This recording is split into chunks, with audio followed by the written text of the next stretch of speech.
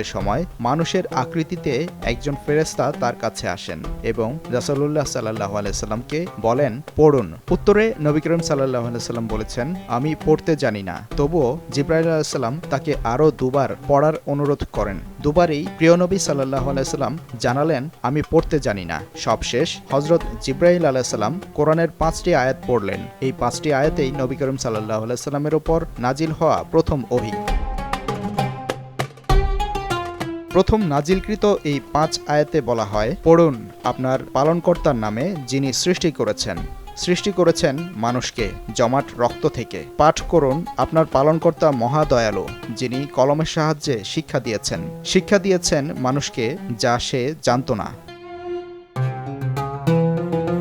ওহী নিয়ে যখন নবী করিম সাল্লাল্লাহু আলাইহি সাল্লাম পাহাড়ের অর্ধেক নিচে নেমে আসলেন, তখন তিনি তার কানে একটি আওয়াজ শুনতে পান। সেই আওয়াজটি হলো, হে মুহাম্মদ, আপনি আল্লাহর নবী আর আমি জিবরাইল। হেরা গুহায় যখন প্রথম জিবরাইল আলাইহিস সালাম ওহী নিয়ে আসলেন, সে রাতটি ছিল প্রিয় নবী করিম সাল্লাল্লাহু আলাইহি সাল্লামের কাছে বেশ কঠিন রাত। জিবরাইল আলাইহিস সালাম বিদায় নেয়ার আগ পর্যন্ত নবী করিম সাল্লাল্লাহু আলাইহি সাল্লাম যেদিকেই তাকাতেন দেখতেন হযরত জিবরাইল আলাইহিস সালাম সব দিক থেকেই তার সামনে দাঁড়িয়ে আছেন, আর এতে তিনি ভয় পেয়েছিলেন। হেরা গুহা থেকে নিজ ঘরে ফিরে আসার পর নবী সাল্লাল্লাহু আলাইহি সাল্লাম হযরত খাদিজা রাদিয়াল্লাহু তাআলা আনহুকে বলেন, আমাকে কম্বল দ্বারা আবৃত করে দাও, জড়িয়ে ধরো।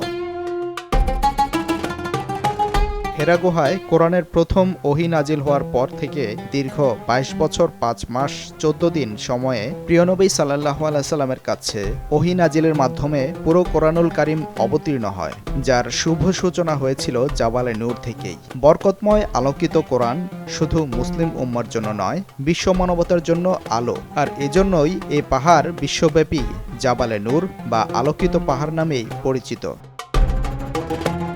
সাদিকুর রহমান, সময় সংবাদ।